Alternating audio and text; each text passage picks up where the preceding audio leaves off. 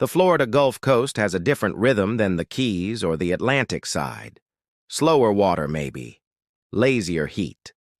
The sunset seemed to take longer, bleeding across the sky over the low mangrove islands and shallow bays, like they weren't in any particular hurry to get somewhere else. Suited me fine. After the dust and blood and betrayal down on the Texas border, then the long, cautious journey back, I needed slow, needed quiet. Needed time to let the body finish patching itself up, and the mind try to forget the faces of the dead, the living, and the ones like Marcus Thorne who blurred the line. I'd found a secluded anchorage up near Cedar Key, dropped the hook, and tried to disappear into the rhythm of tides and fishing lines. Didn't last, of course. It never does.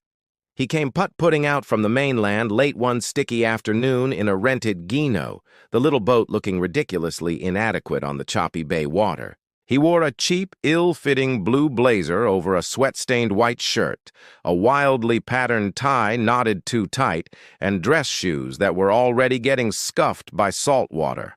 Definitely not a local fisherman. He circled the Sea Witch once, peering uncertainly, looking like a nervous accountant who'd taken a very wrong turn on his way to a tax audit. Finally, he cut the sputtering outboard and drifted closer, clutching a worn briefcase to his chest, like a life raft. "Ahoy!" he called out tentatively, squinting up at me where I stood on deck, pretending to splice a line. "Are you the proprietor of this vessel?" Proprietor? Nobody used words like that around here unless they were selling timeshares or serving subpoenas. I didn't answer, just watched him drift closer, taking in the desperation rolling off him in waves, thicker than the humidity. Mid-50s, maybe. Thinning hair, soft hands that hadn't seen manual labor, eyes wide with a fear that looked genuine behind smudged spectacles. "Might be," I finally said, keeping my voice neutral, non-committal. "Depends who wants to know." He swallowed hard, fumbling inside his blazer, producing a slightly damp, official-looking ID wallet. Flipped it open. The photo was terrible, but the credentials looked real enough, if obscure. Arthur Pendleton, Department of Defense, Office of Archival Technology Assessment, Cold War Division. Sounded like a made-up department designed for burying inconvenient records or inconvenient people. "Pendleton," he said, his voice tight. "Arthur Pendleton, DOD. I need your help, desperately. It's a matter of extreme national security." I almost laughed. National security, delivered via putt-putt Gino by a sweating bureaucrat who looked like he was about to throw up his lunch. Seemed about right for the current state of the world. "Think you got the wrong boat, pal," I said. "I'm just a fisherman trying to enjoy his retirement." "Please," Pendleton pleaded, ignoring the dismissal, his eyes darting around the empty bay as if expecting trouble. "My sources, they indicated you possess certain unique skills, maritime expertise, retrieval capabilities outside normal channels, absolute discretion." He leaned closer, lowering his voice, though only the pelicans were listening. The department, I have become aware of a situation. Critical." "Spit it out, Pendleton," I sighed, already regretting not just weighing anchor when I saw him coming. He took a deep breath. "Project Argus I," he whispered, the name sounding classified even in the open air. "Late 1970s, highly advanced reconnaissance satellite. KH-12 series prototype, experimental optical package, state-of-the-art cryptographic communication suite for its time. Launched successfully, operated for 18 months, then vanished. Catastrophic malfunction, official story went. Believed disintegrated on re-entry over the South Pacific." "Okay," I said slowly. "Ancient history. Why tell me?"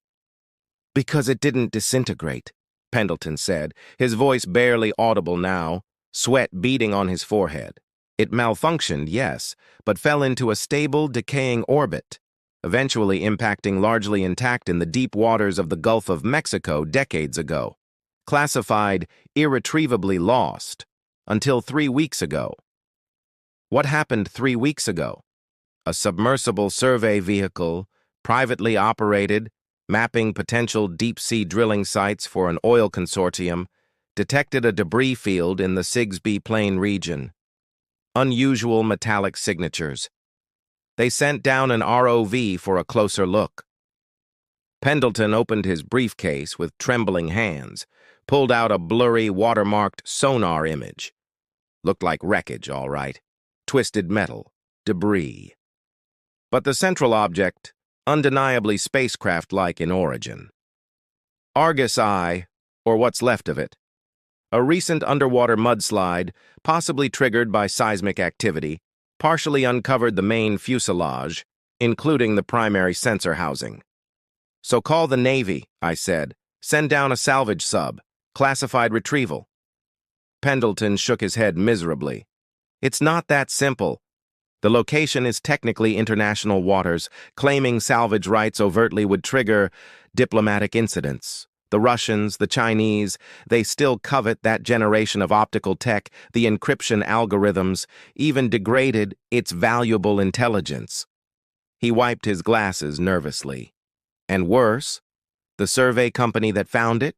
Their initial report was filed through standard channels, low priority, but someone, somewhere within the bureaucracy, flagged it, leaked it. Leaked it to who? We don't know for sure, Pendleton admitted. But chatter picked up by certain listening posts indicates multiple parties are now aware.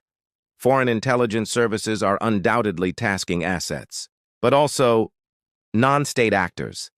Sophisticated criminal organizations with salvage capabilities, interested in acquiring advanced technology for resale to rogue nations or terrorist groups. My gut tightened. Non-state actors. Sophisticated criminal organizations. Sounded like Ouroboros' calling card. Acquiring lost Cold War spy tech. Right up their alley. Maybe even connected to their biotech or cyber warfare ventures. You think your leak went to the syndicate? I asked, using the generic term, watching his reaction. Pendleton blanched. The Ouroboros network? Yes, that is our gravest fear. If they get their hands on Argus Eye's core systems, or, he hesitated, its other payload. Other payload? Highly classified, Pendleton stammered. Contingency system, Project Chimera. A non-nuclear electromagnetic pulse generator tied to the satellite's power core, designed as a last-ditch area denial weapon against Soviet naval fleets, theoretically capable even now of frying electronics across a significant radius if triggered correctly. An EMP weapon, sitting in a wrecked satellite at the bottom of the Gulf, potentially about to fall into Ouroboros' hands. Okay, that definitely qualified as a problem. Why me, Pendleton? Why not send in SEALs, Delta, someone official? Too slow, he insisted. Bureaucracy, jurisdiction, plausible deniability. By the time official channels mobilize, it will be too late. The leak happened days ago. Other parties are already moving. We need someone fast, skilled, deniable, someone with maritime salvage or retrieval experience who can get down there, secure or neutralize the critical components, specifically the Chimera device and the crypto core, before anyone else. He looked desperate. Your name. Your previous agency affiliation, though officially denied. Your known skills in unconventional operations. It came up through very discreet, very unofficial channels as someone who might undertake such a mission. Off the books. For substantial hazard pay, of course. Right. Off the books. Deniable, likely suicidal, and dropped in my lap by a panicked desk jockey from a defunct DOD office who probably got my name from someone Thorne or Langley wanted to burn. Smelled like another setup, another manipulation, but an EMP device. Ouroboros, Cold War secrets bubbling up from the depths. It was dangerous, yes, probably a trap, but it was also interesting. And stopping Ouroboros from getting their hands on a functional EMP felt less like a job and more like a necessary evil. All right, Pendleton, I sighed, feeling the familiar weight settle back onto my shoulders. Tell me about the location, the depth, the known threats, and tell me about the money, because this hazard pay better be damned substantial. Pendleton sagged with relief, fumbling again with his briefcase. Yes, of course. Coordinates, known salvage operators in the region, potential hostile intelligence platforms, and the compensation package. I listened, looking out at the calm Gulf waters, no longer seeing gentle waves, but cold, crushing depths, holding secrets and dangers both ancient and terrifyingly new. The quiet retirement was officially over. Again, time to go diving into trouble, literally. Arthur Pendleton, the sweating harbinger from the DoD's dusty archives, putt-putted away in his rented Gino, leaving behind a briefcase full of classified satellite specs, blurry sonar images, vague warnings about hostile actors, and the distinct feeling I'd just been handed a live grenade with the pin already pulled. Argus I, Project Chimera, a Cold War ghost armed with an EMP, surfaced from the abyssal plain like some technological Flying Dutchman, suddenly the hottest ticket in the Gulf of Mexico. And I was supposed to be the deniable janitor sent to clean it up before the Russians, Chinese, or Ouroboros decided to add it to their collection. Simple. First problem, the Sea Witch, my aging but reliable catch, was about as suited for deep-water salvage in the Sigsbee Plain, depths Pendleton casually mentioned exceeded 2,000 meters, as I was for performing brain surgery. She was sturdy, seaworthy, but lacked the heavy lifting gear, the deep-diving support systems, mixed gas, decompression chamber, ROV capability needed for that kind of work. Trying it with her would be suicide, slower but just as certain as facing down Thorne's tactical team. No, this required a different approach, a different boat, different gear, and a different identity. Ben Carter, the Marine surveyor, was too clean, too official for the world I needed to enter now. I needed someone who belonged in the grimy, opportunistic world of Gulf Coast salvage and wreck diving, someone looking for a score, maybe running from something, someone who wouldn't seem out of place asking about deep-water charters and rumored finds. Meet Jake Cole, experienced deep saturation diver, down on his luck after a nasty decompression incident on a North Sea rig job. The fabricated medical report looked convincing enough. Lost his license for 6 months, drifted down to the Gulf looking for freelance work, maybe salvage, maybe even treasure hunting if the price was right. Plausible enough. Had the scars to prove it, some older, some courtesy of recent syndicate entanglements. Sully via one last burst transmission, before I went completely dark for this op, provided the basic digital footprint. Expired certifications reactivated a thin credit history, a couple of carefully aged forum posts on dive boards mentioning heading towards the Florida Panhandle. Enough to pass a cursory glance. Next, location. Pendleton's coordinates put Argus I somewhere south-southwest of the Florida shelf break, roughly equidistant from Louisiana, maybe closer to the Florida Panhandle or Alabama coast. I needed a port town that serviced the deep-water fishing fleets and offshore oil rigs, a place with capable charter boats, dive shops catering to professionals, and enough transient traffic to blend in. A place where questions weren't always asked too loudly. Port Bonita, Florida sounded about right, a fictional composite in my head based on places like Apalachicola or Carabel, somewhere with enough legitimate maritime business to mask the shadier undercurrents. Securing the Sea Witch in a quiet, out-of-the-way marina further up the coast took a day, felt like leaving a part of myself behind, but bringing her near this operation was unthinkable. Then it was a long, hot drive south in a beat-up pickup truck I bought cheap, cash, no papers to speak of, loaded with Cole's minimal gear, worn duffel bag, faded dive logs, some basic tools, and my own discreetly packaged essentials. Port Bonita looked the part, a working waterfront town clinging to the edge of the Gulf. Shrimp boats tied up 3 deep along rusty docks, the air thick with the smell of diesel, fish, pluff mud at low tide, and the faint promise of afternoon thunderstorms. A few tired-looking seafood restaurants, a couple of dive shops with faded flags, marine supply stores with cluttered windows. and more than its fair share of dimly lit bars with names like the Soggy Dollar or the Barnacle. Perfect. I checked into a motel called the Pelican's Perch. Peeling paint, flickering neon, questionable stains on the carpet, view of the ice machine. Left most of my gear, kept the essentials, and changed into Jake Cole's working uniform, faded jeans, salt-stained t-shirt, worn deck boots. Time to go diving into the local information currents.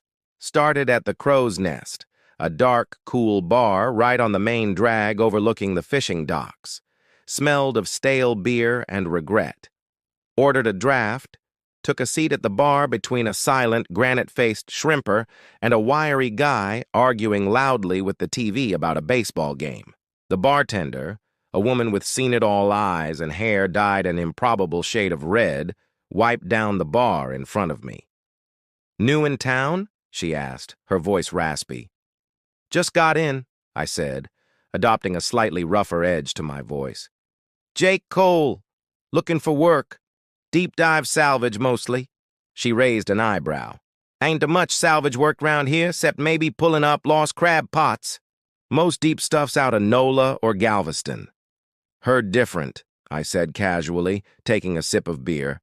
"Heard whispers about something new out deep. Something unusual found out past the shelf break. Figured might be work for a guy with my experience." I watched her reaction. She just shrugged, moved down the bar. But the wiry guy arguing with the TV suddenly went quiet, glanced my way, then quickly looked back at the screen. Interest piqued. Spent the rest of the afternoon and evening making the rounds. The dive shops mostly catered to recreational divers, but one old-timer running a cluttered repair shop admitted he'd heard some crazy rumors about a government wreck found way offshore, maybe military. "Probably just another lost shrimp boat, or maybe one of them drug subs," he scoffed. But his eyes held a flicker of something else. Greed, curiosity. Later, back at the Crow's Nest for a second beer, the wiry guy from earlier, whose name turned out to be Skeeter, sidled up. "Heard you asking about deep water work," he said, leaning close, smelling of cheap whiskey and desperation. "Heard them rumors, too. Big score out there, they say." "Rumors are cheap," I said, non-committal. "Need a boat capable of getting there. And gear." "Know a guy," Skeeter whispered conspiratorially. "Captain Silas. Got a boat, the Sea Serpent. Old but tough.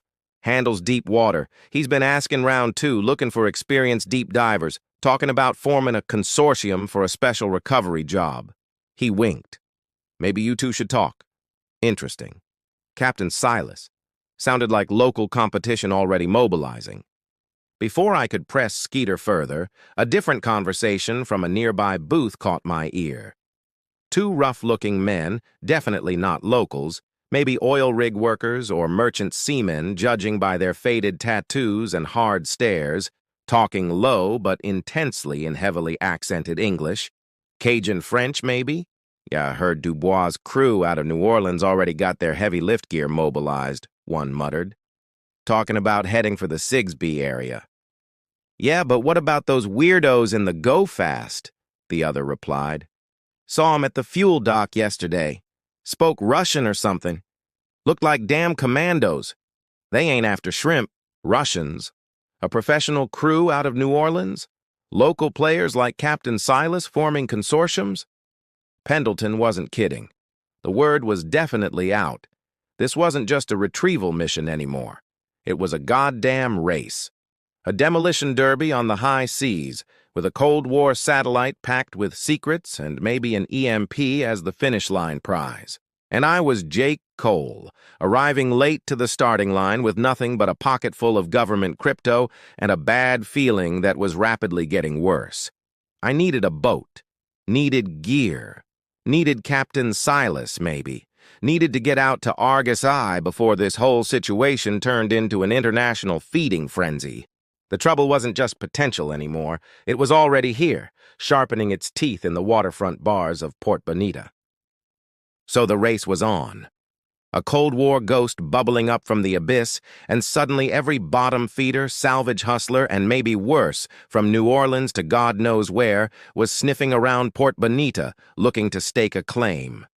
Dubois' crew out of NOLA with heavy lift gear, local hopefuls like Capien Silas trying to form a consortium, likely meaning pooling their beer money and bad ideas, and the mystery team. The ones described as looking like Russian commandos, running a fast boat, speaking a language nobody recognized. They sounded like the professionals in the room. They sounded like my primary problem. They sounded disturbingly like Ouroboros. Confirmation required more than barroom whispers from guys like Skeeter. I needed eyes on, needed specifics. Playing Jake Cole, the down-on-his-luck salvage diver, gave me license to haunt the docks, nurse beers and waterfront dives, and ask questions that sounded like professional curiosity mixed with opportunism. Heard tell of a fast offshore boat fueled up here yesterday. I mentioned casually to a grizzled fuel dock attendant named Pops, whose face looked like poorly tanned leather stretched over driftwood. Maybe 80-footer, gray hull, lots of antennas. Sound familiar? Pops spat a stream of tobacco juice that just missed my boot.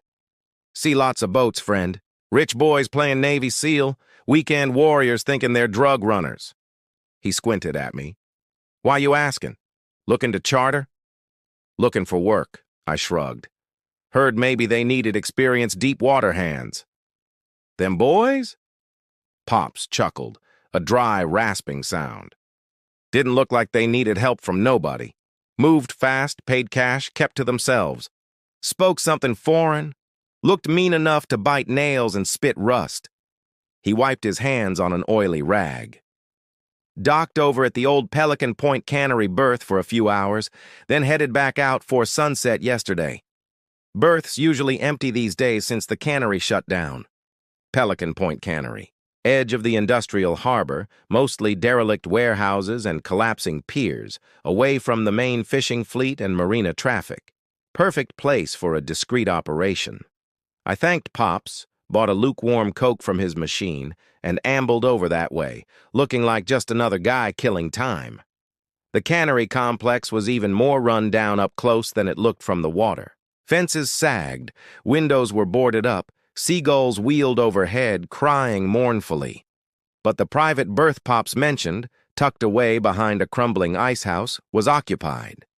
Not by a fishing boat. By a sleek, 80-foot offshore interceptor, painted matte gray, low profile, bristling with antennas and radar domes. Looked military surplus, heavily modified, built for speed and rough water. Two serious-looking outboard engines tilted up out of the water. No name visible on the transom. Empty now, tied securely, but recently used. Adjacent to the berth stood a large windowless warehouse, part of the old cannery complex but showing signs of recent upkeep. New locks on the heavy sliding doors, patched roof, maybe even discreet security cameras tucked under the eaves. Hard to tell from my distance across the cluttered, weed-choked yard. Looked like someone had set up shop. I found a vantage point across a narrow channel, hunkering down behind a pile of discarded crab traps, using my binoculars. Spent the rest of the afternoon watching the warehouse. Saw minimal activity.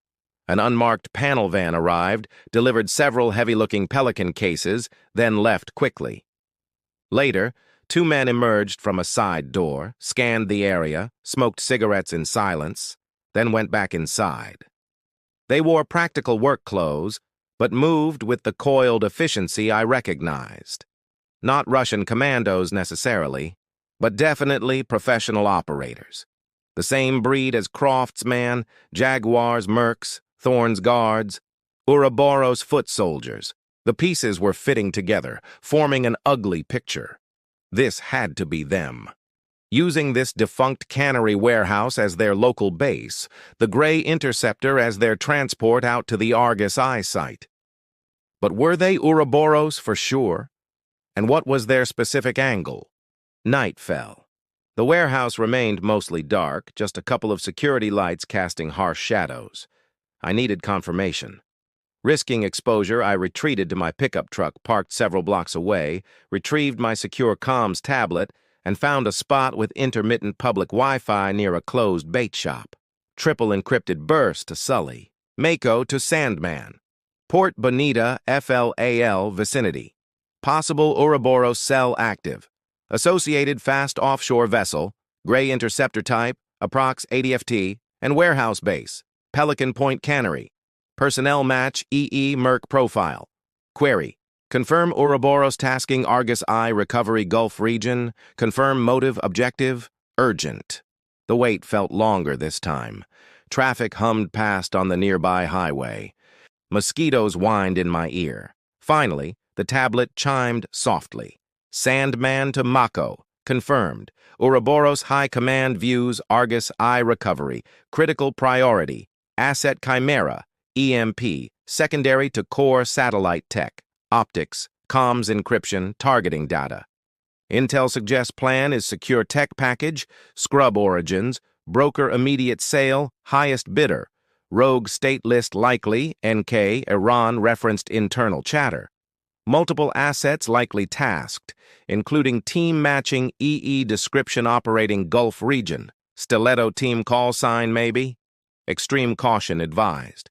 They will eliminate competition. There it was.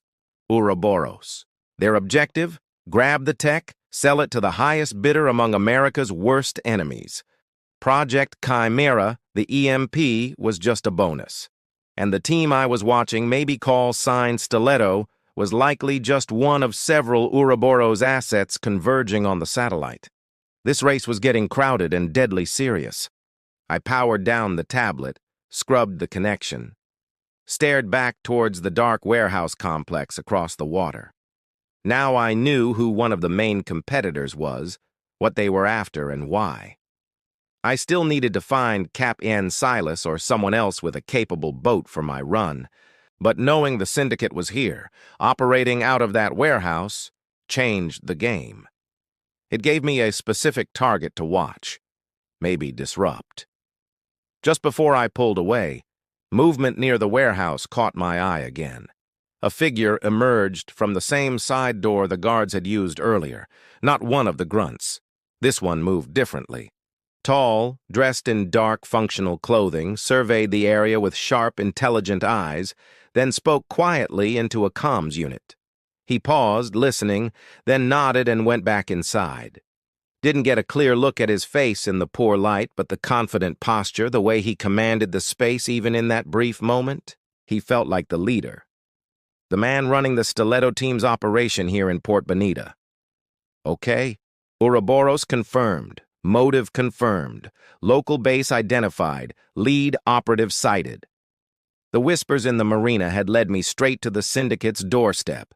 Now I just had to figure out how to kick the door in, grab the prize before they did, and somehow survive the inevitable crossfire. Piece of cake. Just another Tuesday in the life of Jake Cole, salvage diver, or maybe his last Tuesday. Knowing Ouroboros was in the game, operating professionally out of that dockside warehouse, changed the calculus. This wasn't just a race against local yokels like Captain Silas, or even competent but potentially conventional salvage crews like Dubois out of New Orleans. This was a race against state-level efficiency married to corporate ruthlessness, played for keeps. Before I committed to chartering a deep-water rig capable of actually lifting that satellite, a move that would paint a huge target on Jake Cole, I needed eyes on the prize myself.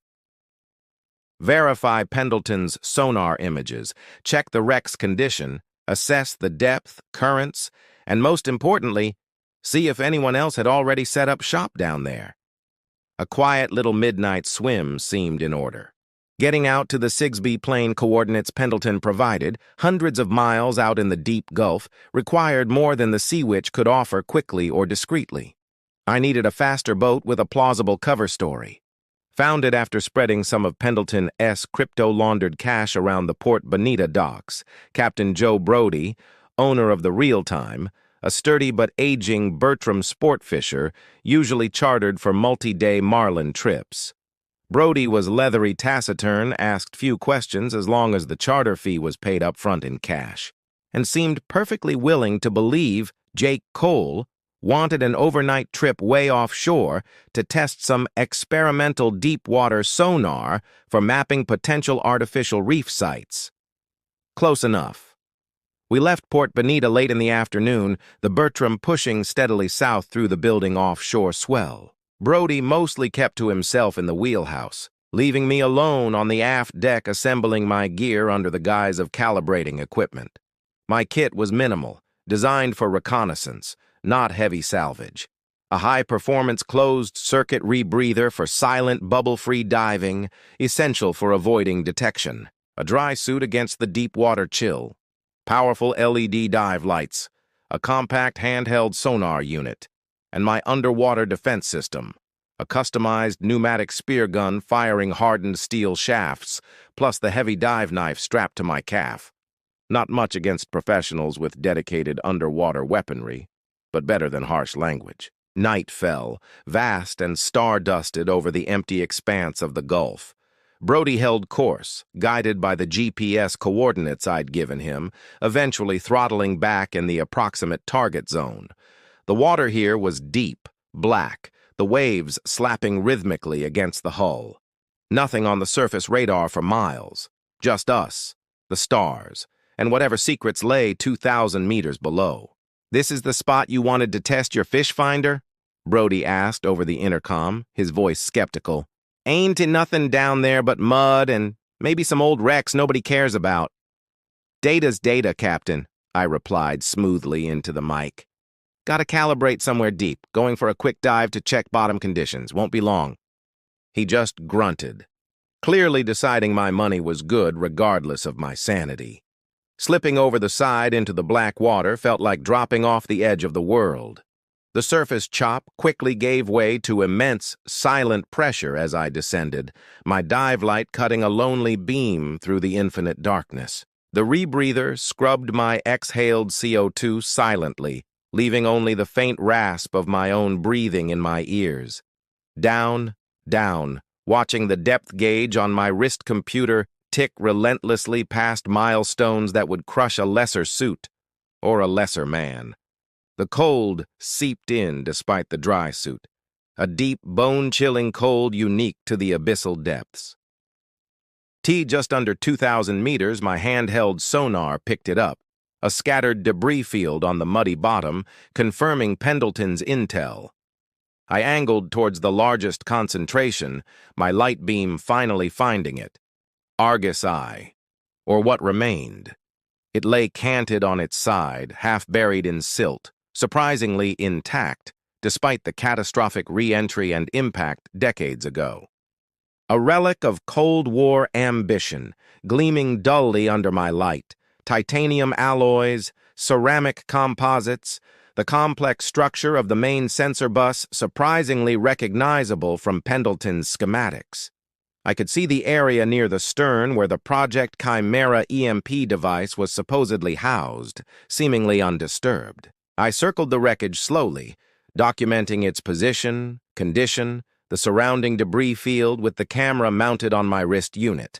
Looking for signs of previous salvage attempts, recent disturbance, saw nothing obvious. Maybe I was the first one here? Maybe Ouroboros, Dubois, Silas were still gearing up? Then, a flicker of movement at the edge of my light beam. Not marine life. Something structured. Another light source, faint, blue-white, approaching fast from the deeper darkness, followed by another. Two of them. Divers, moving with professional efficiency, using powerful diver propulsion vehicles, DPVs, underwater scooters, that closed the distance rapidly. They wore streamlined black combat dive gear, full face masks, rebreathers identical to mine. No colorful tourist gear here. They hadn't seen me yet, their lights focused on the main satellite wreckage. Professionals. Had to be Ouroboros Stiletto team, or maybe the Dubois crew out of New Orleans. Didn't matter which, they weren't here to share. My heart hammered against my ribs. Caught. 2 against 1, likely better armed with faster transport. Retreat was the only option. I immediately switched off my primary dive light, relying on the fainter, red-filtered utility light on my wrist, hoping the deeper shadows and the satellite's bulk would offer momentary concealment. Began moving backwards, slowly, towards the direction I'd come from, letting out just enough ballast to start a very slow, controlled ascent. Too late. One of the divers swept his powerful beam in my direction, catching the faint reflection off my mask's faceplate. The beam locked onto me. He signaled his partner. Both DPVs changed course, angling directly towards me, accelerating. They raised weapons, not spear guns, but compact underwater firearms designed to fire specialized projectiles, lethal at close range. Okay, retreat just got faster. I jettisoned my small tool bag to reduce drag, kicked hard, angling sharply upwards, trying to put distance between us. They followed, faster on their scooters, closing the gap. A projectile zipped past my head, leaving a faint cavitation trail in the water, silent, deadly. Another impacted the silt nearby, throwing up a cloud, momentarily obscuring their view. I used the moment, kicking frantically, pushing my ascent rate faster than was safe, ignoring the warnings screaming silently in my head about decompression sickness. The bends were preferable to becoming deep-sea chum. Reached into the sheath on my calf, drew the heavy dive knife. My spear gun felt pitifully inadequate against their firearms, but maybe... One of the divers got closer, maybe 30 feet away now, raising his weapon for a clearer shot. I reacted on instinct, aiming the spear gun, firing. The steel shaft shot forward, slower underwater than in air, but tracking true. It hit the diver's DPV, glancing off the propeller shroud with a clang, sending the scooter into an uncontrolled spin, taking the diver with it. One down momentarily. The second diver didn't hesitate, firing another burst towards me. Felt a sharp impact against my rebreather backpack. Ricochet? Direct hit? Couldn't tell, but the unit still seemed to be functioning. Didn't wait to find out. Kicked again, heading straight up now, pushing the limits. The pressure change immense, my lungs aching. Looked down, saw the second diver still ascending, slower now, maybe wary after his partner's mishap, but still coming. Saw the first diver struggling with his damaged scooter far below. Surface. Broke through into the blessedly breathable air, ripping off my mask, gasping. The real time was maybe 50 yards away, Brody likely oblivious in the wheelhouse. But closer, maybe 30 yards off my port side, another vessel sat dark on the water, a sleek, low-profile inflatable with silenced outboards, the kind special ops teams used. The diver's surface support. Figures aboard raised weapons as I surfaced. Shots zipped past me, splashing into the water. No time to signal Brody. Just had to swim, hope they were bad shots in the dark. Plunged my face back into the water, kicking desperately towards the real time, bullets chasing me through the waves. Scrambled aboard via the stern ladder just as Brody, alerted by the gunfire, rushed out of the wheelhouse, eyes wide. "What in the blue hell was that?" he yelled. "Competitors!" I shouted back, collapsing onto the deck, stripping off the dive gear, checking my rebreather. Cracked casing, definitely hit. "Get us out of here! Now! Full throttle!" Brody didn't argue, just scrambled back to the helm.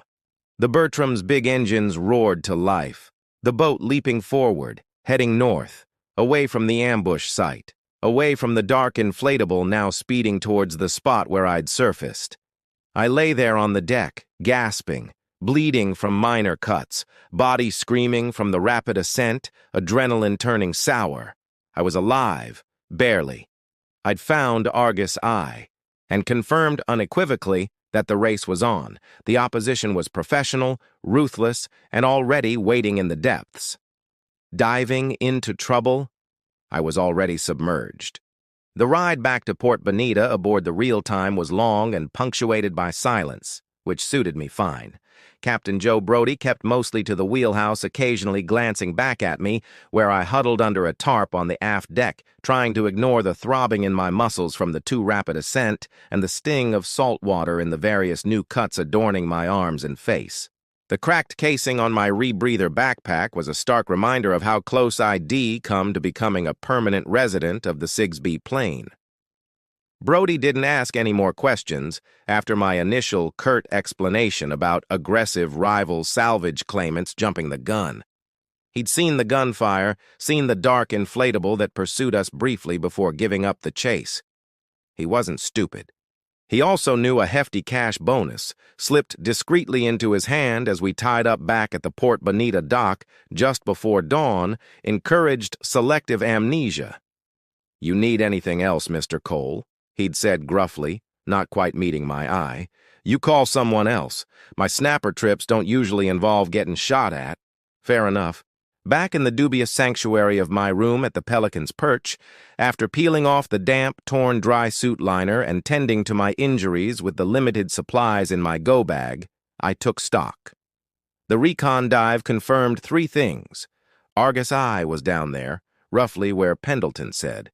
It looked mostly intact, including the section likely housing the Chimera EMP device. And most importantly, someone else, professionals with DPVs, underwater weapons, and surface support, was already actively contesting the site. Trying to go back solo, even if I could find the gear, was suicide. Trying to charter a full deep-water salvage rig under the Jake Cole, alias Now, after the shooting incident Brody would inevitably gossip about, would light me up like a Christmas tree for every interested party in town. Ouroboros, Dubois' crew, Captain Silas, maybe others I didn't even know about yet.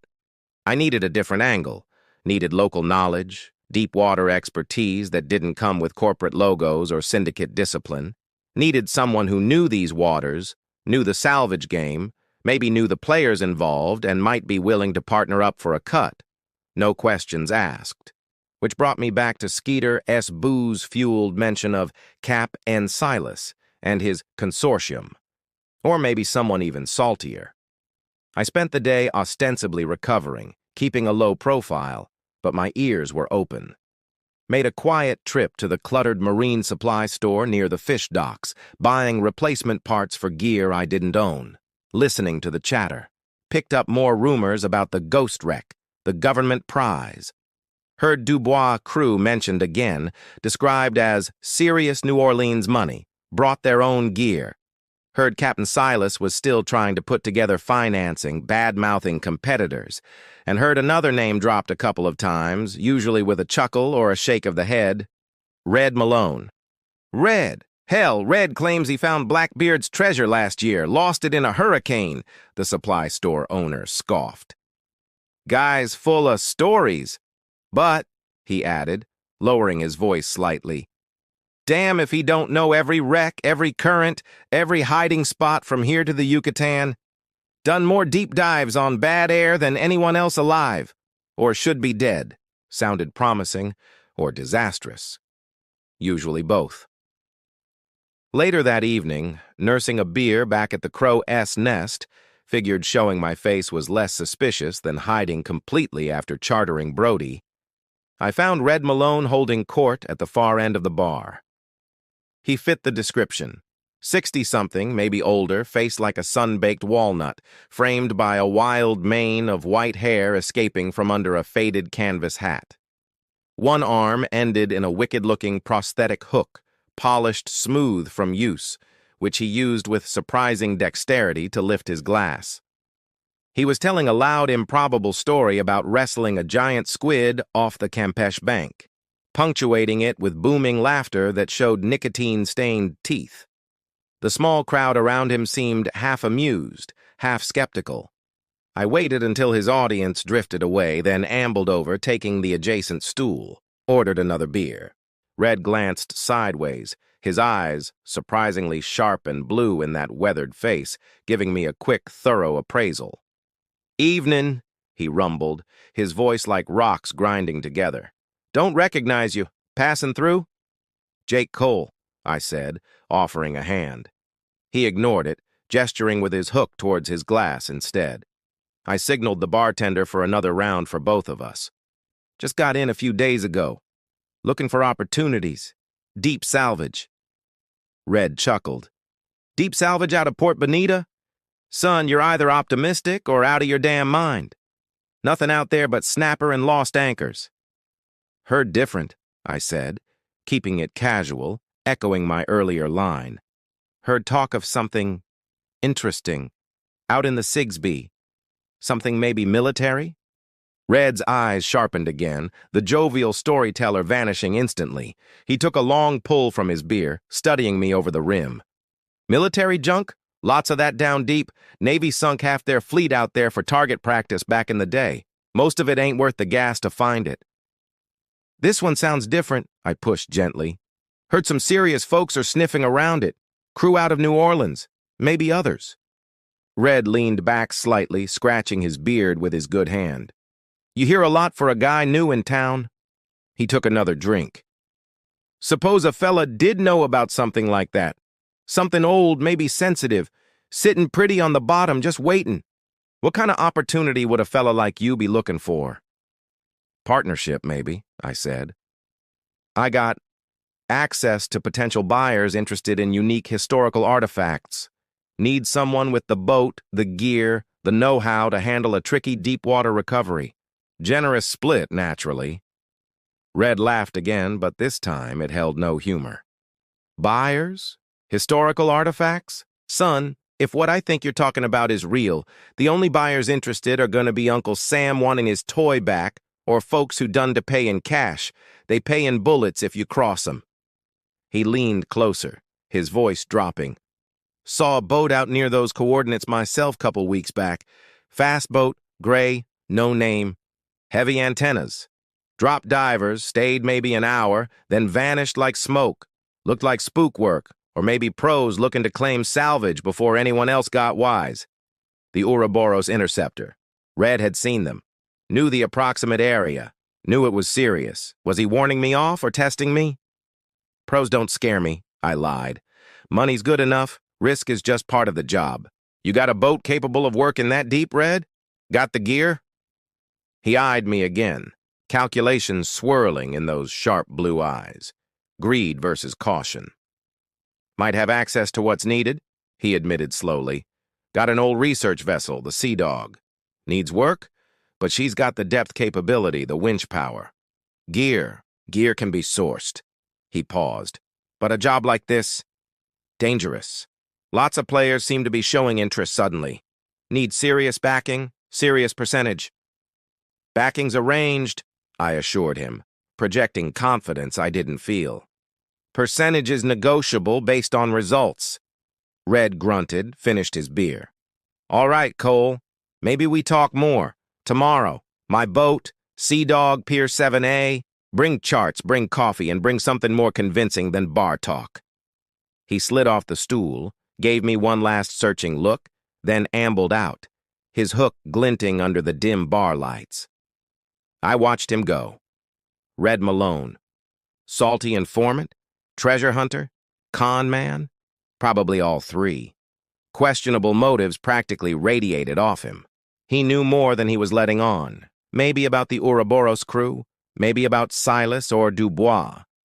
Partnering with him felt like partnering with a rattlesnake. But right now, he was the only snake I knew who might actually be able to navigate this particular patch of deep, dangerous water.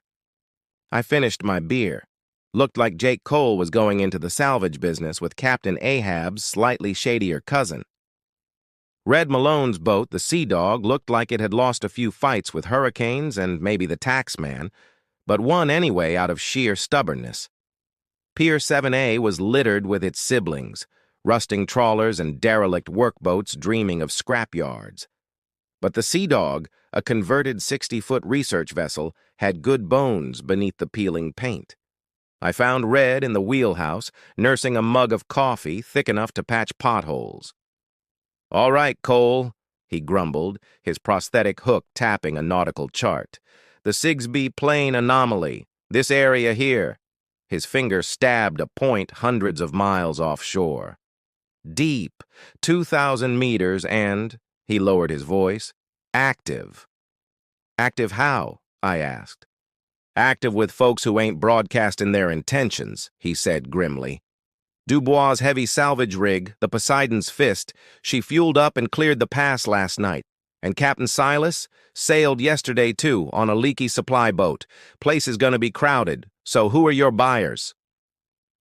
Through the binoculars I'd brought, I saw figures moving on the Pelican Queen's deck. Silas, maybe Skeeter, a couple of other rough-looking types looking confused, then angry as the gray boat came alongside. Couldn't hear words, but the body language was clear. The Ouroboros leader, maybe the same guy I saw at the warehouse, maybe another, leaned out from the interceptor's cockpit, gesturing dismissively towards Silas's boat, then pointing emphatically back towards the docks, then out towards the open gulf, followed by a sharp cutting motion across his throat. A clear message: turn back. This prize isn't for you. Interfere and you die. Silas seemed to argue, gesturing wildly. One of the Ouroboros men on the interceptor's deck casually raised his rifle, fired a short, controlled burst into the water just off the Pelican Queen's bow. Geysers erupted.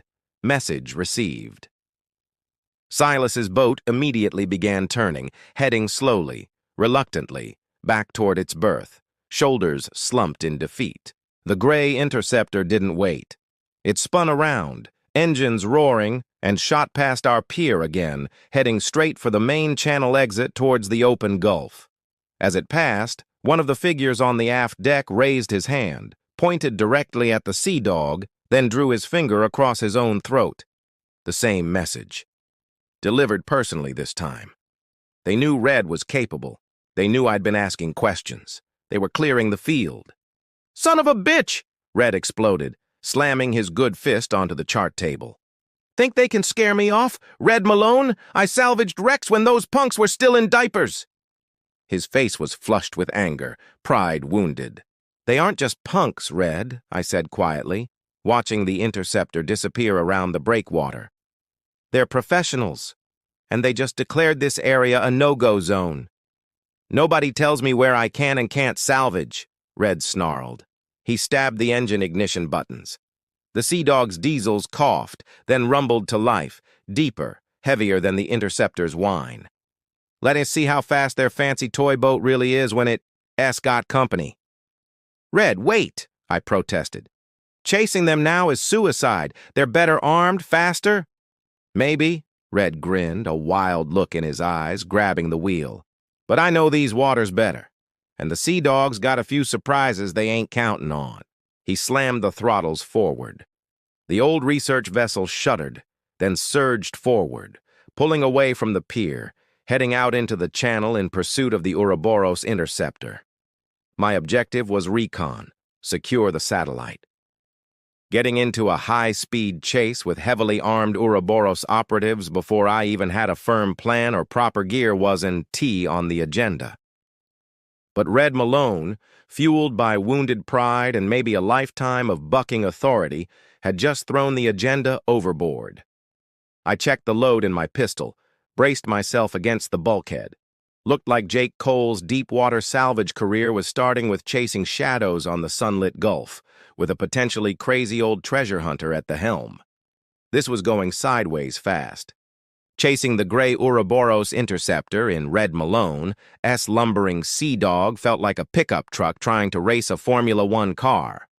The interceptor, sleek and low, skipped across the waves, twin engines leaving a frothing white wake that mocked our efforts. Red stood hunched over the helm, cursing colorfully in at least 3 languages, pushing his old diesels harder than they probably liked, the whole boat vibrating with the strain. "Damn souped-up cigarette boat hiding inside a spook shell," Red growled, squinting after the rapidly diminishing speck on the horizon.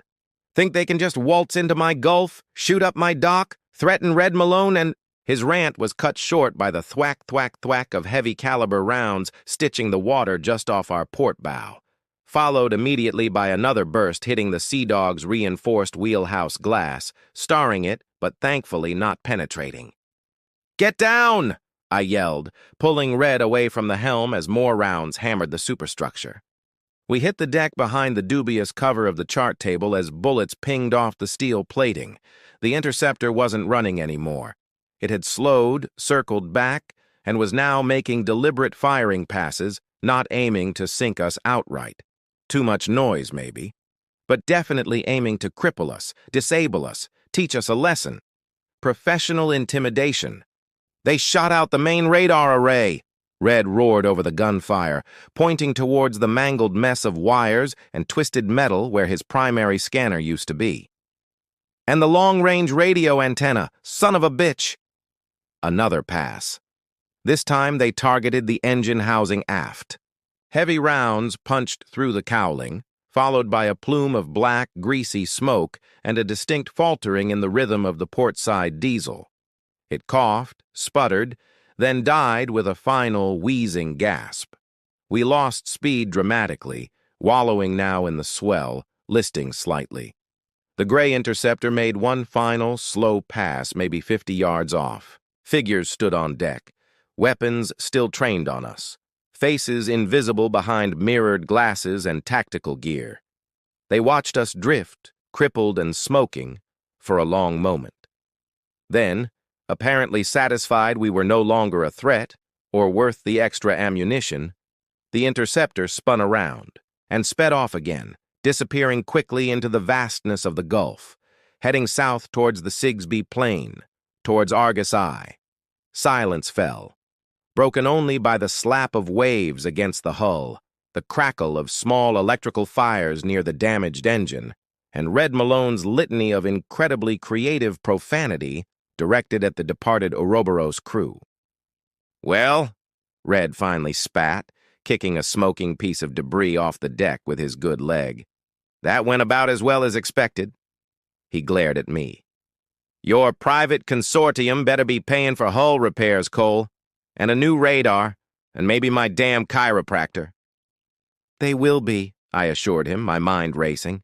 That level of controlled aggression, the targeted disabling shots, it felt like more than just eliminating competition for salvage rights.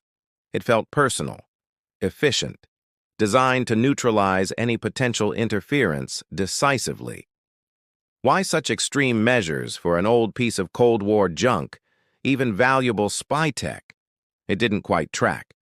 Pendleton's nervous hints about the other payload, Project Chimera, echoed again. I needed to know what that was. Now. It took us hours to limp back towards the coast on the one remaining engine, trailing smoke. Red, simmering with rage but pragmatic enough to focus on survival, navigated us not back to Port Bonita. Too public, too many questions would be asked about the bullet holes. But towards a hidden cove he knew further down the coast, accessible only through a narrow, mangrove-choked channel. "Place I stash things sometimes," was all he offered by way of explanation. "Got a basic repair kit there. Keep unwelcome eyes off us while we lick our wounds." The cove was perfect. Secluded, shielded from the open gulf, deep enough for the sea dog. We dropped anchor as dusk settled, while Red, surprisingly skilled with his hook and improvised tools, started assessing the engine damage and patching the worst of the hull perforations. I set up my secure comms tablet in the relative privacy of the Sea Dog S-cramped galley.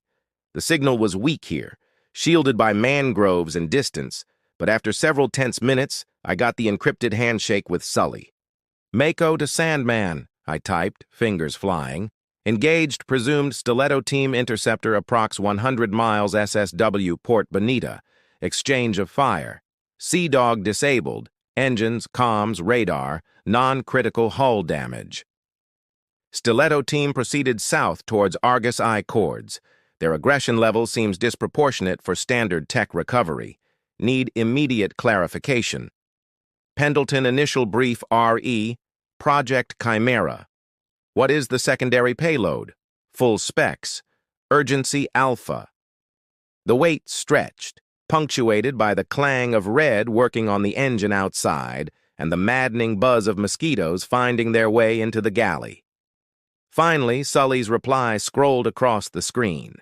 It wasn't long, but it hit like a physical blow. Mako. Found Chimera archived files. Deep partition. Cold War Mad Doctrine folder. God help us. Project Chimera. Experimental Non-Nuclear Radio Frequency Weapon, EMP Generator. Deployed Argus I prototype. Objective: wide area, EST 500, 800-mile radius. Electronic systems disruption/destruction via focused microwave RF pulse. Target: Soviet naval battle groups, C3I nodes. Power source: compact RTG, radioisotope thermoelectric generator, likely plutonium-238 based. Heavily shielded. Assumed functional post-impact based on residual low-level thermal signature detected near wreckage. Trigger mechanism, linked to satellite primary command receiver. Requires specific coded pulse sequence. Sequence keys likely stored in crypto-core Pendleton mentioned. Status, thought permanently lost, irretrievable. Current assessment, if RTG power core and trigger mechanism intact, device potentially functional. Implication: recovery by hostile entity, Ouroboros rogue state. Portable, reusable, strategic EMP weapon capable of crippling modern military civilian infrastructure, comms, financial networks on massive scale. Untraceable electronic warfare grail. Reiterate, extreme caution. This just went far beyond stolen spy tech, Jack. Far beyond. I stared at the screen, the words blurring slightly. An EMP. A portable, potentially functional electromagnetic pulse weapon powered by a nuclear battery sitting at the bottom of the Gulf. That explained everything. The Ouroboros urgency, the professional team, the ruthless aggression. They weren't just after old spy cameras or encryption codes to sell for millions. They were after a weapon that could literally turn off the modern world, sellable for billions to the highest bidder, or usable by Ouroboros themselves for unimaginable chaos. Pendleton hadn't just handed me a grenade. He'd handed me the detonator for Armageddon, disguised as a salvage job. I looked out the galley porthole at the darkening swamp beyond Red's hidden cove. The satellite's secret was out, and it was terrifying. Red Malone, cursing nearby as he wrestled with the damaged engine, had no idea what they were really chasing, what kind of inferno he was sailing towards for a 50% cut. And I, Jake Cole, the salvage diver, was now holding the knowledge, if not the means, to potentially prevent or inadvertently cause a global catastrophe. The deep water suddenly felt a lot deeper and colder. The hidden cove Red Malone used as his private workshop was quiet, shielded by thick mangroves. The only sounds the slap of water against the Sea Dog, S-patched hull, and Red Wass' creative cursing as he wrestled with the damaged portside engine. The air hung heavy, still, tasting of salt and imminent thunderstorms building over the Gulf. Inside my own head, though, the storm had already broken. Project Chimera, a portable EMP. Cold War insanity given new life by Ouroboros' global ambition. Suddenly, the race for Argus I wasn't about salvage rights or selling spy tech. It was about preventing someone from getting their hands on a doomsday switch capable of frying civilization back to the Stone Age, one city or fleet at a time. Problem was, the Ouroboros Stiletto team and their souped-up gray interceptor knew the rough neighborhood where the satellite lay. So did Dubois' crew out of New Orleans. So did every two-bit pirate and salvage hustler like Cap N. Silas, currently sniffing around Port Bonita thanks to the initial survey leak. It was going to be a crowded patch of deep water. And the Stiletto team, with their firepower and ruthlessness, held the winning hand in a straight race. We needed to change the game, muddy the waters, buy time. Got an update from my buyers, I told Red later that evening, leaning against the Sea Dog's rail, watching him expertly splice a damaged hydraulic line with his good hand and the hook. I kept my voice casual, just sharing intel between potential partners. The consortium back in Europe? They ran deeper analysis on those initial survey reports Pendleton leaked. Dropping the bureaucrat's name felt safe enough. Red wouldn't he know him from Adam. And cross-referenced with some old Soviet maritime charts they acquired. Think the initial coordinates might be slightly off. Red paused his work, looked up sharply, suspicion instantly clouding his blue eyes. Off how? We got confirmation from Brody you were damn near on top of something out there when those trigger-happy bastards jumped you.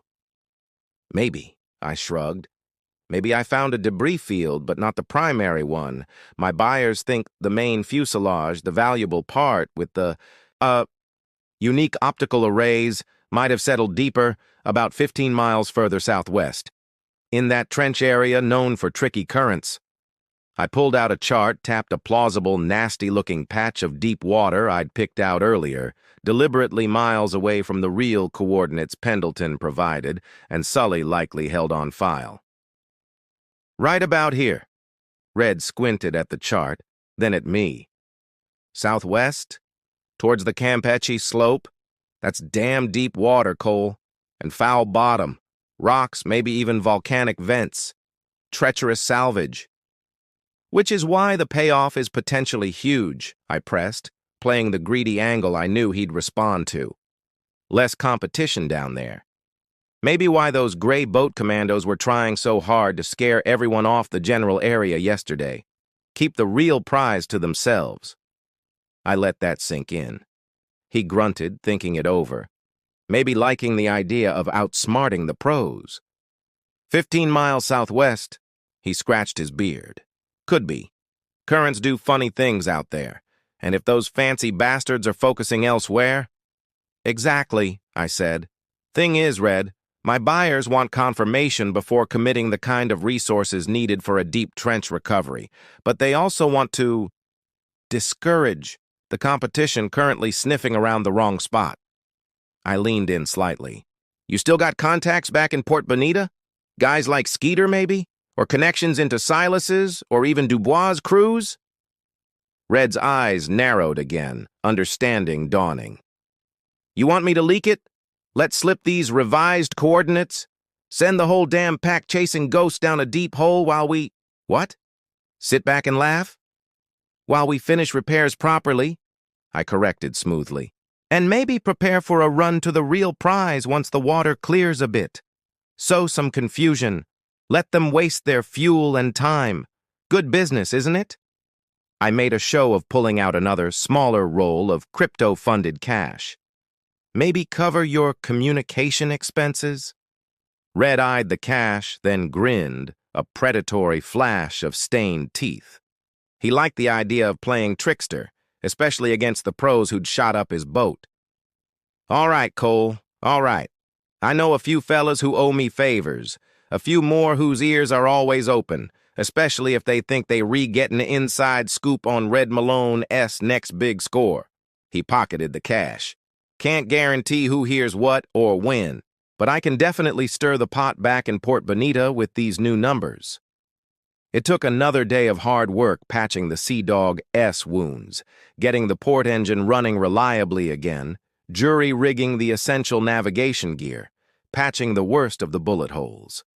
Red worked with a focused intensity, driven now by the twin lures of revenge and potential riches.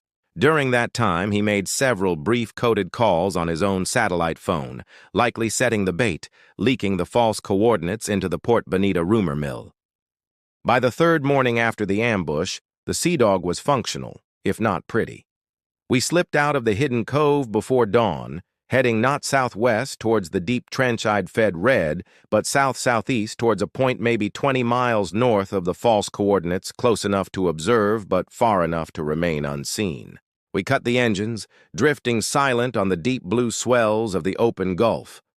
Red monitored the patched-up sonar. I scanned the horizon with stabilized binoculars. We waited. The sun climbed high, beating down on the deck. Hours passed. Just empty water, circling gulls, the occasional distant freighter smudge on the horizon. Maybe the leak hadn't taken. Maybe Ouroboros was too smart. Then, mid-afternoon, Red stiffened, pointing at the sonar screen. Got something. Fast mover coming up from the south, heading right for those bullshit coordinates you gave me. Binoculars up. Found it. A low, gray shape, throwing up a massive rooster tail, eating up the miles. The Ouroboros interceptor, heading straight for the trap. My gut tightened. We watched, silent, hardly breathing, as the interceptor reached the false coordinates, slowed, began circling. saw them deploy something over the side, likely an ROV or side-scan sonar towfish. They started a methodical search pattern, back and forth across the empty patch of deep water. "Looking for treasure in a mud puddle," Red chuckled, clearly enjoying himself. "Gonna be looking a long time." They kept at it for almost an hour, circling, scanning, stopping occasionally. We could almost feel their frustration across the miles of empty water. Then, abruptly, they retrieved their gear. The interceptor sat stationary for several minutes, reporting back, receiving new orders. Then it powered up, turned not back towards Port Bonita, but began a wider, expanding search pattern around the false coordinates. "Oh," Red muttered. "Looks like they figured out someone sent 'em on a snipe hunt, and now they ain't happy." The interceptor's radar dome swiveled slowly, deliberately sweeping the horizon, sweeping towards our position. "They're looking for whoever played 'em," I said grimly. "Time to leave, Red. Now, quietly." He didn't argue this time. Started the Sea Dog's engines on low, easing us away, keeping our profile minimal, heading back towards the relative anonymity of the vast gulf. The trap had worked, bought us maybe a day, maybe more, confused the primary threat. But it also meant the Ouroboros Stiletto team was now alerted, angry, and actively searching for whoever just wasted their valuable time.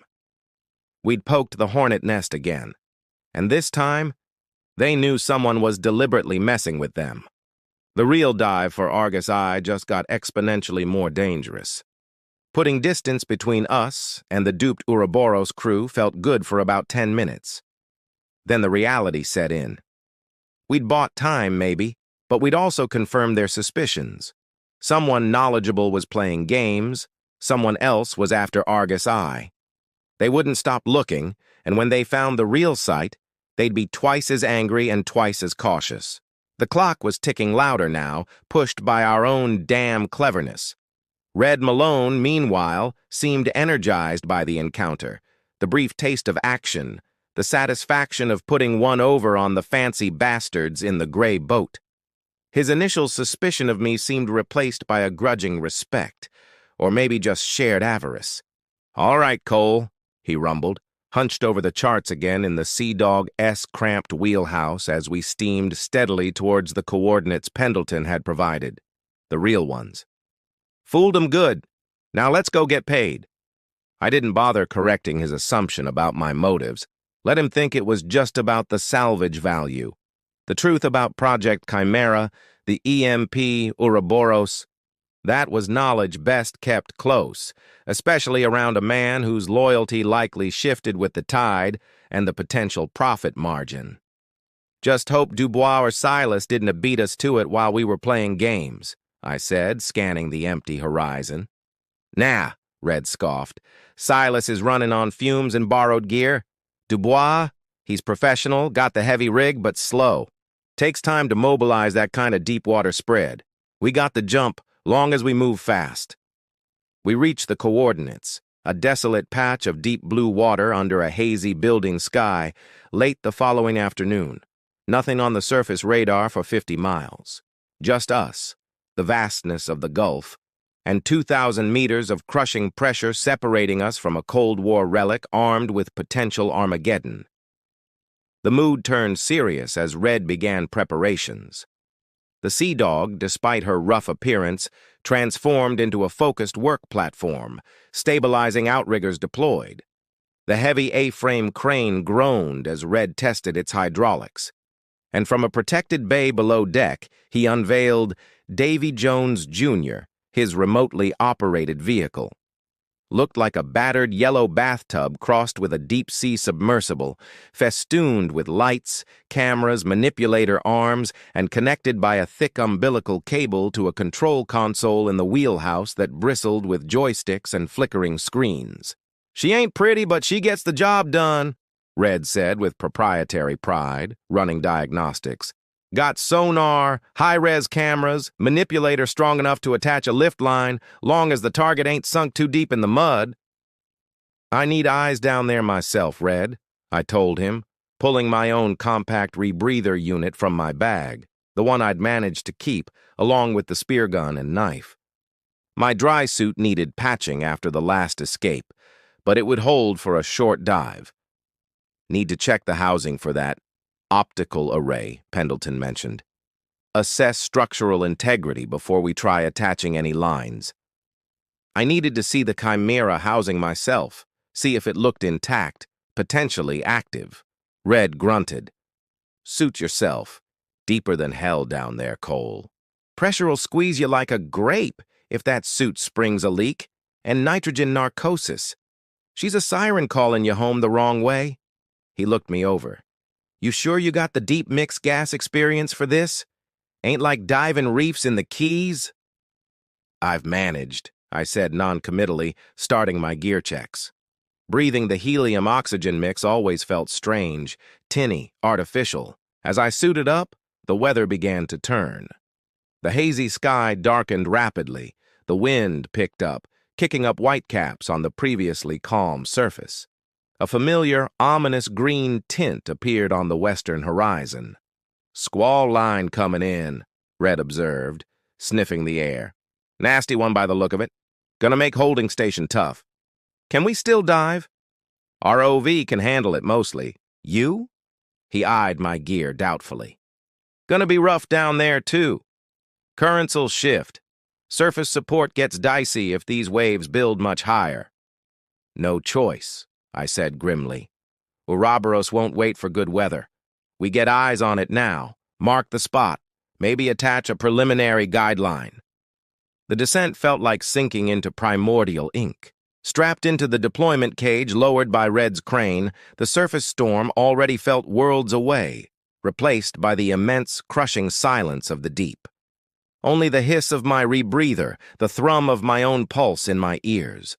Light faded rapidly from green to deep blue to absolute black, beyond the reach of the powerful LED lights mounted on the cage and my helmet. Pressure mounted relentlessly, a physical weight squeezing the air from my lungs, demanding respect. Red's voice crackled over the comm unit, tinny, distorted by the helium mix. Approaching bottom, 2,010 meters, ROV deployed, getting sonar contact, bearing 030. Yeah, there she is, Cole. Looks like Pendleton's pictures were good. Argus eye sitting right there in the muck. I activated my own lights as the cage settled gently onto the soft abyssal mud, a safe distance from the wreck. Stepped out, feeling the strange buoyancy, the immense pressure all around. My light beam cut through the darkness, illuminating the ghostly shape of the satellite. Larger than I expected, maybe the size of a small bus, canted over, partially buried, scarred by its fiery re-entry but recognizably high-tech. Titanium skin gleamed dully. Mangled antenna arrays stuck out at odd angles. The large optical housing Finch mentioned seemed cracked but mostly intact.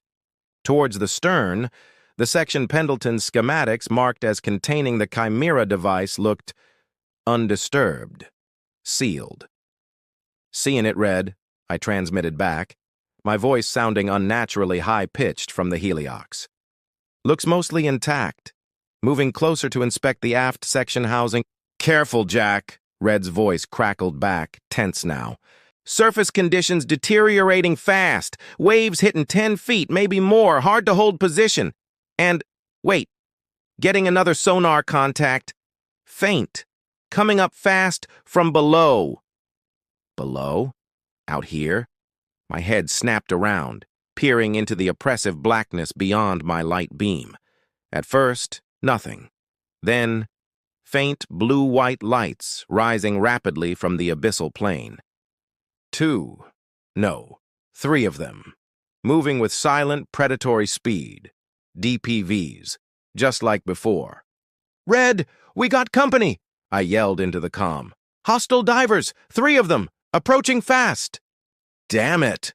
Red's voice was tight with alarm, background noise confirming the Sea Dog was pitching violently above. Stiletto team found us, or they were already here, waiting. Pull in the ROV. Get back to the cage, Jack. Get back now. Too late.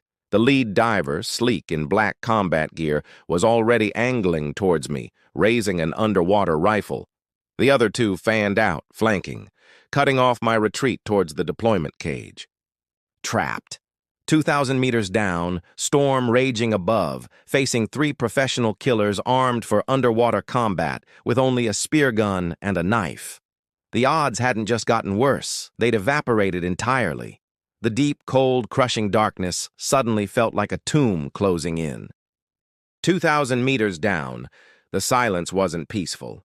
It was a crushing weight punctuated only by the rasp of my own breathing through the rebreather, the frantic thump of my heart against my ribs, and the occasional zing of a projectile fired from the Ouroboros divers, underwater weapons whizzing past my head in the abyssal darkness. I hugged the mangled fuselage of the Argus Eye satellite, using its Cold War bulk as scant cover against the 3 black-clad figures circling me like sharks in the gloom, their powerful dive lights cutting blinding swathes through the water. Above, the storm raged. I could feel it even down here, a subtle, disorienting shift in the deep currents, a muffled roaring transmitted through the water column. On the Sea Dog, Red Malone would be fighting to hold position, tossed around like a bathtub toy. My lifeline. My only way back to the world of air and sunshine. "Red! Status!" I yelled into the comm, my voice tinny, distorted by the heliox mix. "Got 3 hostiles down here. Need ROV support. Give me eyes. Create a diversion." Red's voice crackled back, laced with static that might have been the storm or something else. "Hang tight, Cole. Rougher'n hell up here. Waves breaking over the damn wheelhouse. Trying to get Davy Jones Jr. deployed. Visibility's crap. ROV acting squirrely. Damn hydraulics freezing up in this cold." Excuses. Too many excuses. A cold sliver of suspicion sharp as ice pierced through the adrenaline haze. "Just get it down here, Red," I snapped back, dodging behind a detached solar panel wing as another burst of projectiles peppered the satellite hull near me. "Pinpoint their positions." "Working on it. Working on it." Red sounded frantic. Maybe genuinely fighting the storm, maybe putting on a good show. "Seeing lights now. There. Got visual. Davy Jones Jr. descending. Careful now. She's handling like a pig in mud." A new set of powerful lights cut through the darkness from above. The ROV, Red's battered yellow submersible, descending clumsily towards the wreck site, its manipulator arm extended like a tentative claw. For a moment, hope flickered. Maybe Red could use the ROV's lights to blind the attackers, use the arm to create a barrier, give me an opening. The ROV lumbered closer, its lights sweeping across the debris field. The 3 Ouroboros divers paused their assault momentarily, turning their attention towards the approaching submersible. One of them made a complex hand signal to the others. Waiting? Assessing? "Okay, Cole, got eyes on him now," Red's voice crackled. 3 targets, fanned out around the main fuselage. Careful, that one on your left is repositioning. The ROV's main spotlight swung directly onto me, pinning me in its harsh glare behind the solar panel wing. "Damn it, Red! Lights off me!" I yelled. "Sorry, storm surge hit us. Controls jumpy," Red replied. But the light stayed fixed, painting me as a perfect target. The Ouroboros divers didn't need a second invitation. All 3 opened fire simultaneously, projectiles slamming into my cover, sending fragments of titanium and ceramic composite flying. I tucked lower, feeling impacts vibrate through the metal.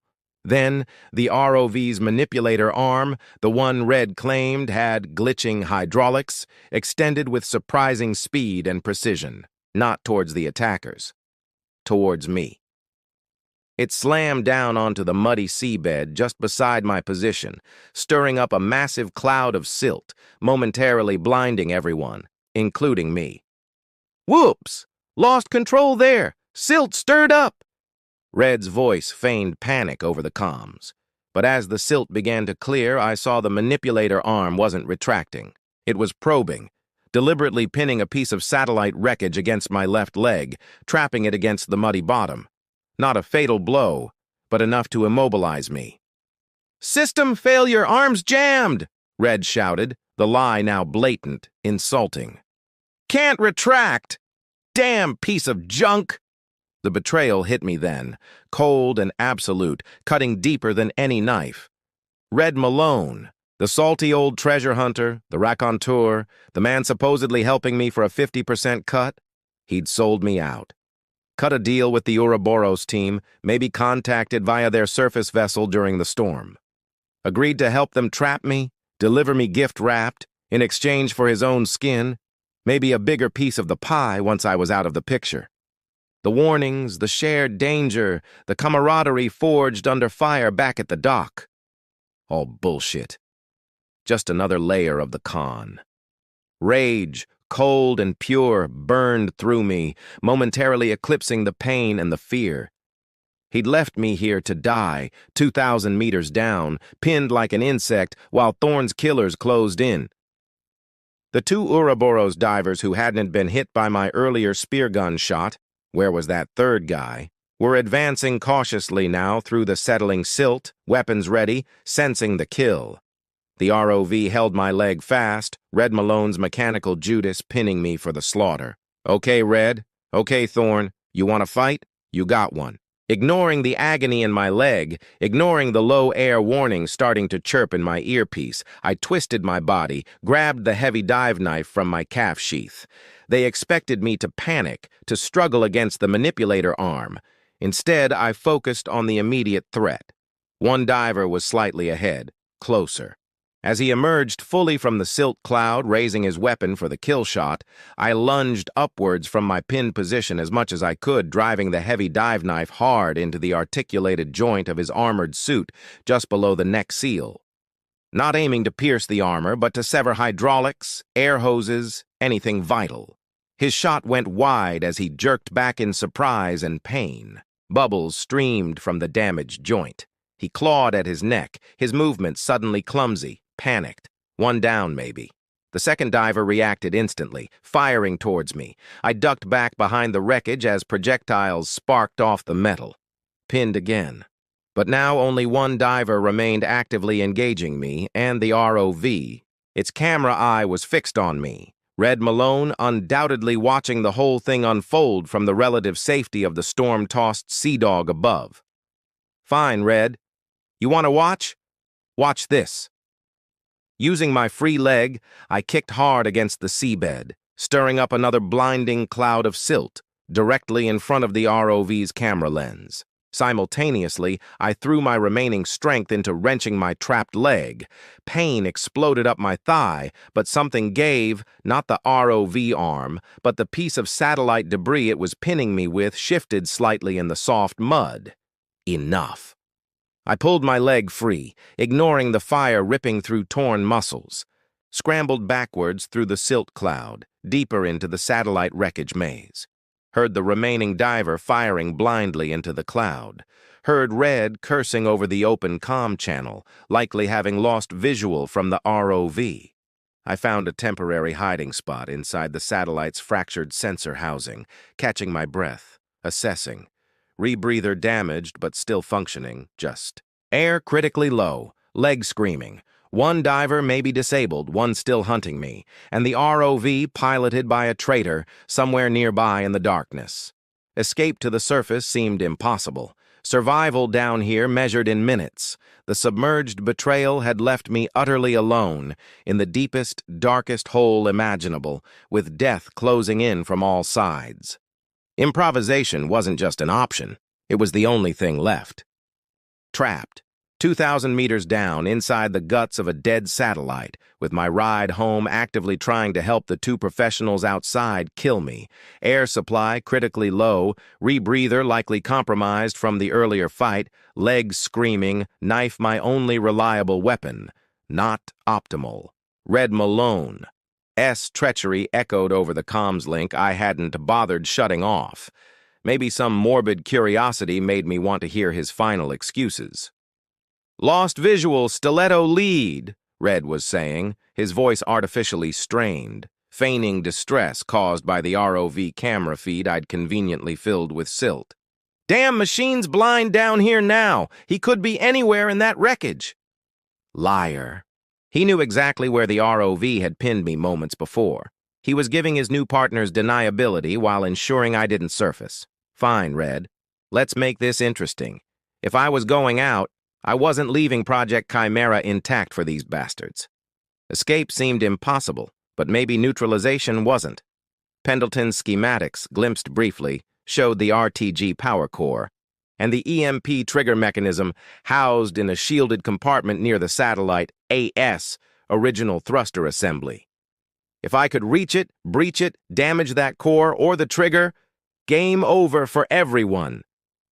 Moving deeper into the satellite AS mangled interior was like crawling through a high-tech scrapyard designed by Escher. Twisted girders, dangling wire harnesses, shattered instrument panels.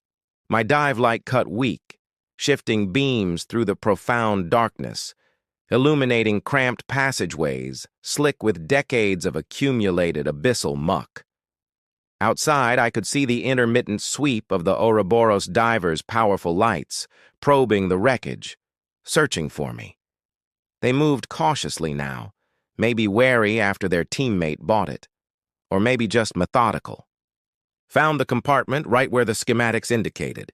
Heavy hatch, sealed tight against the immense pressure, no keypad here, just 4 heavy-duty locking bolts, likely requiring a specialized tool I didn't have. Except, one corner of the hatch frame looked slightly buckled, maybe from the original impact or subsequent shifting on the seabed, a potential weakness.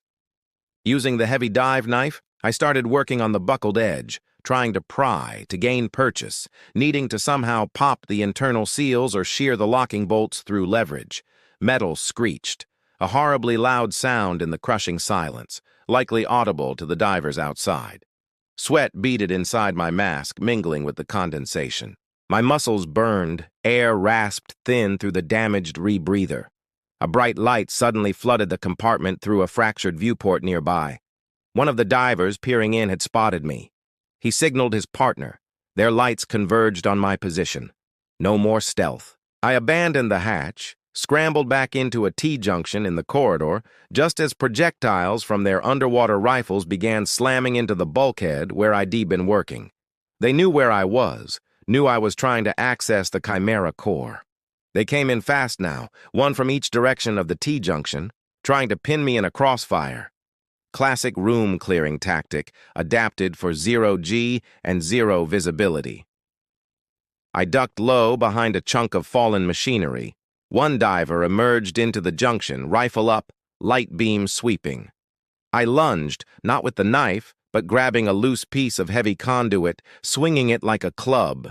Connected hard against his helmet, sending him reeling back with a muffled grunt, audible even through the water. The second diver appeared from the other direction. Fired. The shot went wide in the confined space, ricocheting dangerously. He advanced, weapon ready. I kicked off the bulkhead, propelling myself towards him, knife leading.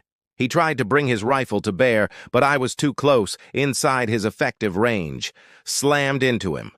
My knife found a gap in his armor near the shoulder joint, sinking deep. He thrashed, dropping the rifle, bubbles streaming from his damaged suit. I wrenched the knife free, kicked off him, leaving him flailing, sinking into the darkness. Recovered the second diver's rifle, heavier, more powerful than the Makarov designed for underwater use. Turned back to the first diver I'd hit with the conduit.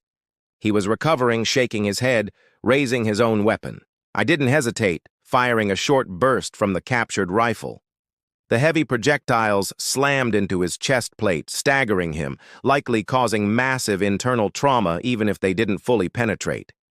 He drifted backwards, limp, weapon falling from his grasp. Silence again, except for my own ragged breathing, the hiss of my damaged rebreather, and the low ping of my dive computer screaming ascent warnings I couldn't heed. 2 more down, all 3 accounted for. "Cole, you there? What the hell's going on?" Red Malone's voice crackled in my ear, laced with genuine confusion now, maybe fear. The ROV's lights reappeared, probing cautiously towards the satellite wreckage. "Lost track of my new friends down there. You see 'em?" "They had equipment failure, Red." I gasped into the comm, playing along one last time. Looks like, looks like I'm the only one left down here. Let him chew on that. I turned back to the Chimera compartment hatch. No time left to pry it open. But maybe... I looked at the heavy rifle I'd taken off the Ouroboros diver, designed to penetrate light armor underwater. Maybe it could penetrate that hatch, or at least the RTG housing within? Then I saw it, attached discreetly to the exterior of the Chimera housing, visible through the fractured viewport I'd noticed earlier. A small block, blinking with a faint red LED. A demolition charge, primed. The timer showed 30 seconds. The bastards, their final contingency. If their divers failed, they'd destroy the prize themselves. Maybe triggered remotely by their surface ship, or by Red himself under duress, or maybe on a dead man's switch from the divers I'd just killed. Didn't matter. 30 seconds. Forget neutralization. Escape. Now. I shoved myself away from the Chimera compartment, kicking frantically back towards the main fracture in the satellite hull I'd used for partial entry earlier. 20 seconds.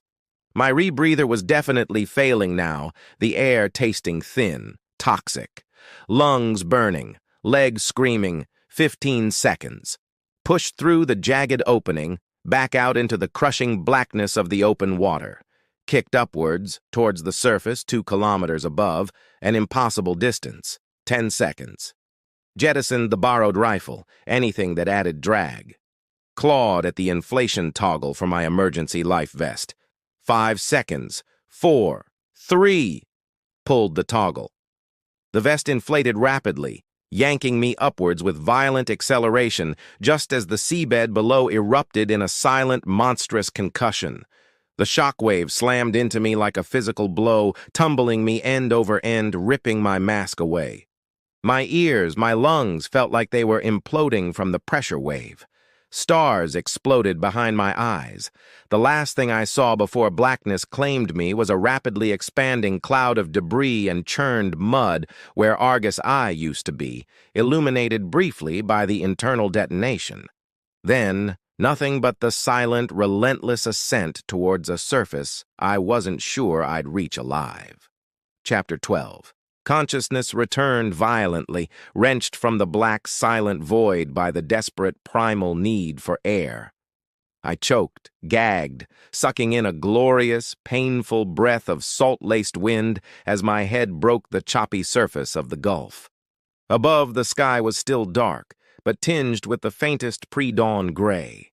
Below, oblivion, marked only by the fading underwater glow where Argus Eye and its Ouroboros suitors had met their fiery end.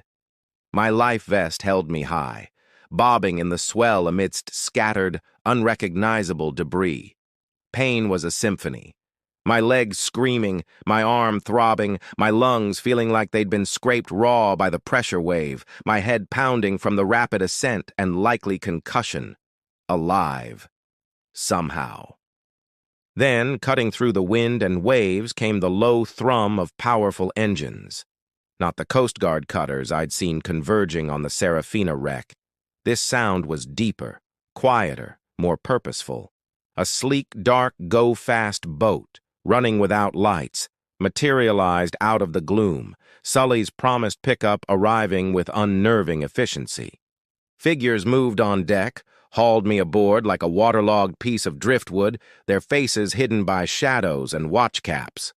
Someone, blessedly professional, immediately started cutting away the remains of my dive gear, checking injuries, administering something blessedly numbing via an injector against my neck. Beacon secured, one of them reported into a comm unit, crushing the device I'd activated. Subject alive, multiple traumas, requires immediate medical stabilization, suspected severe DCS. Decompression sickness. No kidding. Transport? Another voice asked. Vector confirmed, proceeding. No questions about who I was, what happened down there.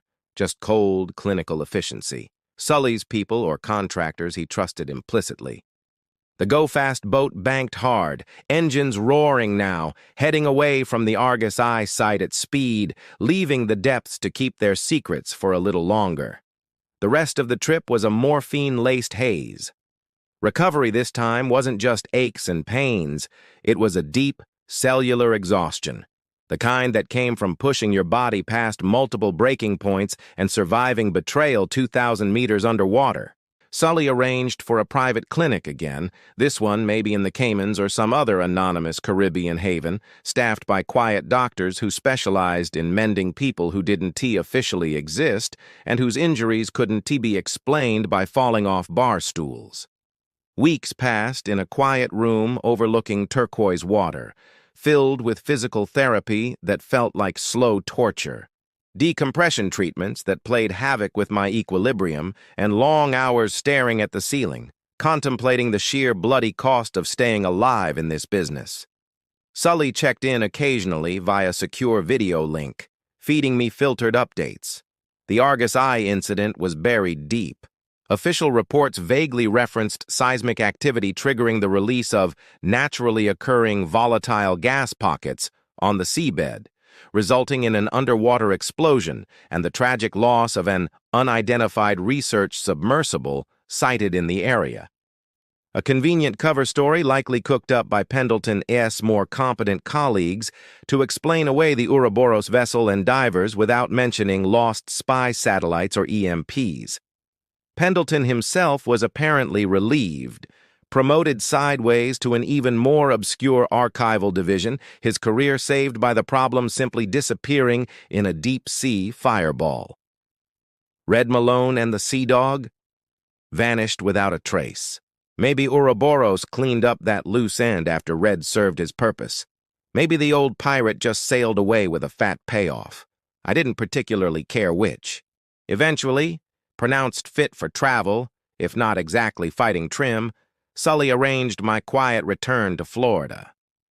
Back to the Sea Witch, waiting patiently in her new remote anchorage. Climbing aboard felt like coming home, but the home felt different now, smaller, more vulnerable. The familiar scent of teak and salt was overlaid with the phantom smell of ozone and abyssal mud. Alone again, anchored off a deserted stretch of coastline, I finally let myself fully process the Key West inferno and its deep-water postscript. Project Chimera was neutralized, vaporized at the bottom of the Gulf. That was the win. A big one, maybe averting global catastrophe. But Ouroboros remained. The curator, Sparrow, they likely escaped. Lars was still out there. Vance ran his empire from Panama. Croft polished his philanthropic image in Miami. Thorne pulled strings from God knew where. The Hydra hadn't been slain. I'd just lopped off one particularly nasty head and gotten badly burned in the process. Sparrow's betrayal, following so closely on Camilla's and Elena's, it left a scar deeper than the knife wound or the bullet hole. Trust felt like a fool's game now, an unaffordable luxury. Yet operating completely alone against an enemy like Ouroboros, that was a slow death sentence. Cordell, back in Texas, was maybe the only person I'd worked with recently who felt remotely straight, and he was tangled in his own local web of corruption. Sully? Reliable for intel, maybe extraction, but his motives were always opaque, his loyalties ultimately to the agency's shadow interests, whatever those might be this week. I looked out across the calm surface of the Gulf, deceptively peaceful under the late afternoon sun. The legacy of the deep. It wasn't just Argus Eye. How many other Cold War secrets lay scattered across the ocean floor? Sunken Soviet subs with nuclear reactors or warheads, downed experimental aircraft, lost caches of chemical weapons, each one a potential prize for Ouroboros, a potential catastrophe waiting to be salvaged and unleashed. They wouldn't stop looking. Their resources were vast, their patience infinite. They could probe the depths, exploit the past, weaponize forgotten history. My retirement felt like a joke. There was no walking away, not really. Not while Ouroboros existed. Not while men like Thorne and Vance and Croft operated with impunity. Stopping the Swift attack. neutralizing the EMP. Those were tactical victories in a war I hadn't signed up for, but couldn't seem to escape. The frame was broken, my understanding of the enemy, my faith in alliances, my hope for peace, leaving behind a fractured, dangerous picture. The sun dipped lower, painting the clouds in brilliant bleeding colors, crimson, gold, deep purple. Another stunning Florida sunset. Usually the beauty brought a measure of calm. Tonight it just felt poignant, temporary. A beautiful facade over unseen depths where monsters stirred. I leaned against the cool lifeline stanchion, feeling the gentle motion of the boat, the vastness of the sea surrounding me. Unfinished business. It wasn't just a feeling anymore. It was a certainty. The Syndicate's influence was growing, their methods becoming more audacious, more terrifying. What else was lurking out there, beneath the waves, behind closed doors, hidden in plain sight? The questions multiplied, the shadows stretched longer. And I knew, with the weary resignation of a man who'd seen too much, that sooner or later the tide would bring the next piece of wreckage, the next deadly secret floating to the surface. And I'd have to dive in again.